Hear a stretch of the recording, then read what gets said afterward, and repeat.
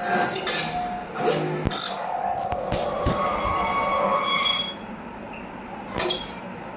experimenting with homemade pyrotechnics, things go wrong, and you don't want to be too close if your composition explodes.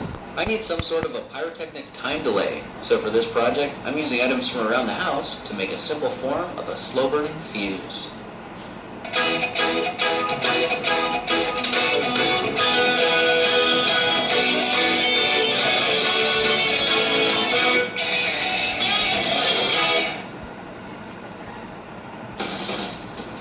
If you've seen my videos on making rocket fuel and smoke flares, you'll probably recognize these ingredients. This time I'm mixing up 36 grams of my stump remover with 24 grams of white table sugar. This gives me a 60-gram composition that needs to be shaken up vigorously. I have a preheated frying pan set at medium heat so that when I add 1/3 cup of water, it boils instantly. At this point, I'll slowly sprinkle in the 60-gram mixture because I want this all to dissolve. I can stir that in with a spatula, and because the water is so hot, it dissolves completely.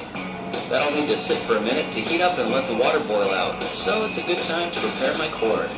This is 100% cotton yarn, and I'm going to be using about 12 feet of it.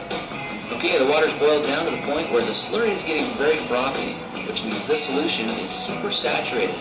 It's time to add the yarn into the mix to soak up the chemicals. As the last bit of water continues to evaporate out, it's important that every bit of yarn is absorbing an equal amount of the solution. Holding on to one end will help prevent the yarn from knotting up when I pull it out. This gets transferred onto a cookie sheet using a pattern resembling a sine wave. And with about 6 turns on each side, the yarn is evenly spaced and fits perfectly. Now this goes into an oven set to 300 degrees for about 20 minutes. And while the cord is still hot, I can nudge it slightly to prevent it from sticking to the pan